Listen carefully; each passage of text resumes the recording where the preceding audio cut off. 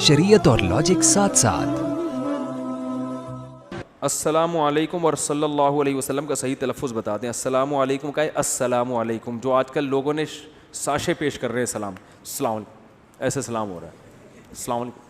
हमारे एक उस्ताद से बड़े मिज़ाहिया थे, उनको जब कोई सलाम करता ना तो जवाब में कहते ये जवाब देते थे। तो हम उनसे कहते ये क्या, उन्होंने कहा सलाम में भी सीन की हल्की सी आवाज़ आई है तो जवाब भी उसी स्टाइल का होगा, बस। तो सलाम हो भाई अस्सलामु अलैकुम, आप पर सलाम, जवाब में वालेकुम अस्सलाम।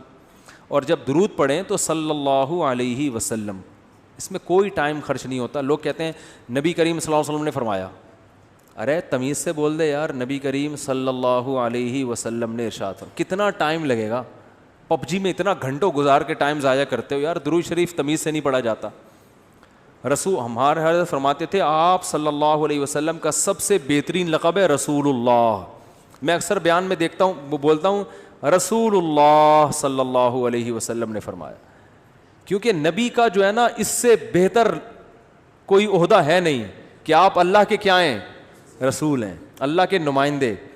तो सबसे प्यारा लफ्ज़ क्या है, रसूलुल्लाह सल्लल्लाहु अलैहि वसल्लम। तो तमीज़ से बोला करें, शॉर्टकट ना मारे करें रसूलुल्लाह आप ने फरमाया, यूँ बोल रहे होते हैं लोग। जैसे मैं सवाल पढ़ता हूँ ना, ऐसे लोग दुरूद पढ़ते हैं।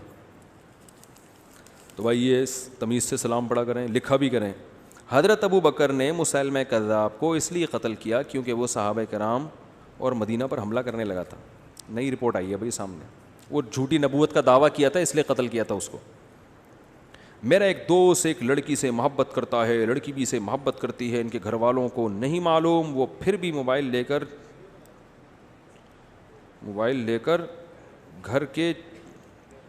घर में छुप के इस तरह बातें करती है।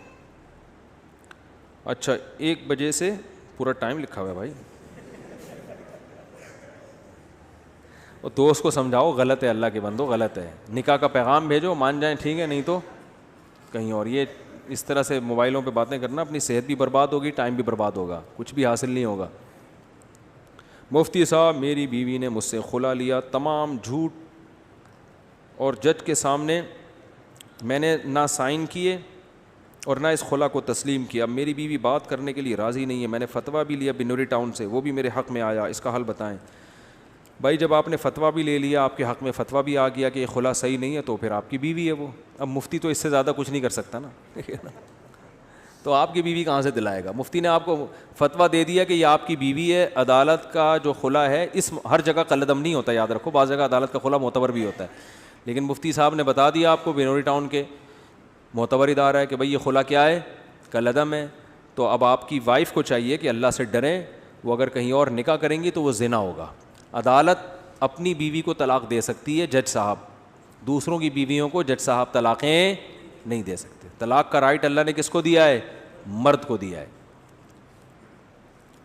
मेरा एक दोस्त है, वो एक लड़की को पसंद करता है और वो लड़की भी मेरे दोस्त को पसंद करती है, और तो अपने रख के ना अपने दोस्तों पे सुना रहे होते, अपनी बात होती है, रख के किस पे सुना रहे होते हैं? दोस्तों।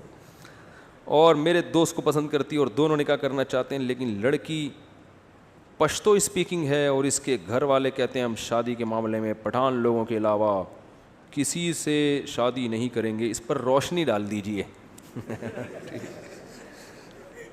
भाई लड़की के वालिदैन को चाहिए कि अगर लड़की कहीं निकाह करना चाहती है तो कौम को ना देखें, वो लड़की का निकाह कर दें। ये सिर्फ पठान में नहीं, हर कौम में ही है ये। मुहाजिर कहते हैं हमने सिर्फ मुहाजिरों में करनी है, पठानों में नहीं करनी। पंजाब वाले कहते हैं हमने सिर्फ पंजाबियों में करनी है, सिंधी कहते हैं हमने सिर्फ सिंधियों में करनी है। ये हर कौम की बीमारी है। तो इसलिए ये ना देखो, अगर लड़की कहीं निकाह करना चाहती है, अपनी कौम में निकाह बेहतर ज़रूर है कि वो अपने मिजाज को समझते हैं अपनी कौम के लोग, लेकिन ये कोई फ़र्ज़ वाजिब नहीं है। लड़की अगर किसी गैर कौम में निकाह करना चाह रही है, चाहे मुहाजिर हो, पठानों में चाह रही है, तो मुहाजिर को चाहिए ना रोके उससे। पंजाबियों में चाह रही है तो पठान को चाहिए कि पंजाबियों में चाह रही है तो ना रोके। तो ये नबी सल्लल्लाहु अलैहि वसल्लम की हदीस है, सही हदीस है, लन तरा लिल मुतहाब्बैनि मिथलन निकाह। आपने फरमाया दो मोहब्बत करने वालों में निकाह से बेहतर कोई चीज़ नहीं है। तो जहाँ मोहब्बत हो, वालिदैन को चाहिए वहाँ निकाह कर देना। और ये हदीस किस मौके पर फरमाई आप सल्लल्लाहु अलैहि वसल्लम ने? ये एक बच्ची थी जो गरीब सहाबी से निकाह करना चाहती थी, और उसके जो वली थे, अब्बा का वालिद का इंतकाल हो गया था, उसके वली थे ना चचा, वो मालदार सहाबी से निकाह करना चाह रहे थे। اب بتاؤ مالدار سے نکاح کرنا بہتر ہی ہے نا بھائی, مالدار سے نکاح میں اس بچی کا زیادہ فائدہ ہے نا, خوب کھانے پینے کو ملے گا. لیکن بچی پسند کس کو کرتی تھی؟ غریب صحابی کو. بظاہر یہ بالکل گھاٹے کا سودا ہے. تو ان کے چچا نے اس بچی کا نکاح کرا دیا مالدار صحابی سے. آپ صلی اللہ علیہ وسلم کو پتا چلا تو آپ نے وہ نکاح کالعدم قرار دے دیا, کیونکہ وہ بچی کی پرمیشن نہیں تھی, اس میں اجازت نہیں تھی. اور پھر آپ نے اس بچی کا نکاح کرایا ان غریب صحابی سے.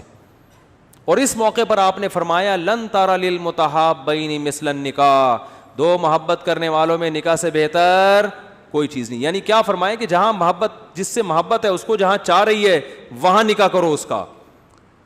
بات آ رہی ہے سمجھ میں؟ تو اس لیے بھائی اپنی قوم, چاہے مہاجر ہو, پنجابی ہو, پٹھان ہو, اپنی قوم کا وہ مسلط نہ کرو. اگر بیٹی کہیں نکاح کرنا چاہتی ہے تو وہ بے شک غیر قوم کا ہے, تو اگر اس میں کوئی بڑی خرابی, کوئی خدا نہ چرسی ہے, ہیروئنچی ہے, کیونکہ بچیوں کا کوئی بھروسہ نہیں ہوتا, کسی کو بھی کسی بھی ٹائم پہ چاہ سکتی ہیں. وہ کوئی سٹا لگا رہا ہے, اس نے تھوڑا سا ان کو بھی پلا دیا سٹا ٹھیک ہے نا, تو ان کو بڑا مزہ آیا تو اسی پہ عاشق ہو گئی. تو بچیاں تو بیچاری ناسمجھ ہوتی ہیں. تو ایسا ہی نہیں, ماں باپ انکوائری کریں کہ بندہ اس قابل بھی ہے کہ اس کو اپنے خاندان میں لایا جائے, خاندان کا فرد بنایا جائے. تو اگر اس میں کوئی دوسری خرابی نہیں ہے, بڑی خرابی, تو پھر شریعت کا حکم یہی ہے کہ بچی کی چاہت کو سب سے پہلے رکھا جائے گا. سمجھ رہے ہو کہ نہیں سمجھ رہے؟ اور اس کی مرضی کے بغیر کسی کو اس پہ مسلط کرنے کی اجازت نہیں ہے.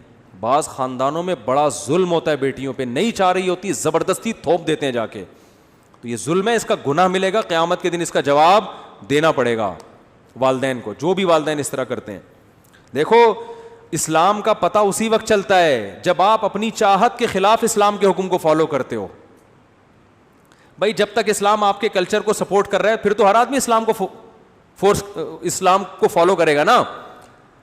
بھائی اسلام میرے کلچر کو اگر کو سپورٹ کر رہا ہے, بھائی ہمارے یہاں کلچر کیا ہے, ولیمہ ہم سب کرتے ہیں نا, تو اسلام بھی کہتا ہے ولیمہ کرو, تو پھر سارے ہی کر رہے ہیں. تو یہ ٹھیک ہے, اچھی بات ہے, لیکن اس سے آپ کا مسلمان ہونا تھوڑی پتہ چلے گا. کیا خیال ہے؟ اس سے تھوڑی پتہ چلے گا. پتہ جب چلے گا جب آپ کا کلچر کچھ اور کہہ رہا ہو اور اسلام کچھ اور. آپ کا کلچر یہ کہہ رہا ہے کہ بچی کی شادی ماں باپ جہاں چاہیں کر دیتے, بچی سے نہیں پوچھتے بس. لیکن اسلام کیا کہہ رہا ہے؟ آپ کو بیٹی سے پوچھنا پڑے گا, اس کی چاہت کا خیال بولو بھائی کرنا پڑے گا. میں نے بڑے بڑے علماء کو دیکھا ہے, ان کی بچیاں بہت نو عمر تھیں, بالغ ہوئیں, اب خود پوچھتے ہوئے شرم آتی ہے باپ کو, تو انہوں نے کہیں رشتہ کیا تو ماں سے کہلوایا بچی کی, یا کہیں رشتہ داروں سے کہ بھائی اس کو علیحدگی میں لے جا کے بچی سے پوچھو کہ یہ دل سے راضی, کیونکہ بعض دفعہ بچیاں سامنے شرما رہی ہوتی ہیں بولتے ہوئے, ماں کے سامنے بھی شرما رہی ہوتی ہیں کہ ماں ابا کو شکایت لگا دے گی. تو باپ نے کیا کیا, عالم تھے, انہوں نے کہا کہ بھائی الگ سے لے جا کے نا کسی سہیلی کے ذریعے, فرینڈ کے ذریعے پوچھواؤ, اس کے سامنے اپنی راز کی بات اگلے گی. تو ایک بہت عالم تھے, بڑے مشہور ہیں, انہوں نے کیا کیا, انہوں نے مجھے بتایا کہ میں نے یہ کیا کہ میں نے ایک لڑکی کو, بچی کو بتایا کہ میری بیٹی سے جا کے پوچھو کہ میں یہاں تمہارا نکاح کر رہا ہوں, دل سے راضی ہو یا نہیں, تمہارے ابا کر رہے ہیں یہاں, اور اگر کسی اور سے چاہتی ہو تو بتا دو. لیکن یہ کہا کہ یہ نہیں کہنا کہ ابا نے کہا ہے, کیونکہ پھر وہ نہیں بتائے گی. بات نہیں آ رہی سمجھ میں؟ یعنی اس کی فرینڈ کے ذمے لگایا کہ اس کے دل میں اگلواؤ ہے کیا. بہت مشکل ہے بات سمجھانا, صحیح ہے, کیونکہ بچیاں اپنی فرینڈ کے سامنے تو لڑکی بتا دے گی نا, رشتہ داروں کے سامنے نہیں. اس کے دل میں کہ اگر یہاں نہیں کہیں اور ہے تو بتا دے. یہ بات آ رہی ہے؟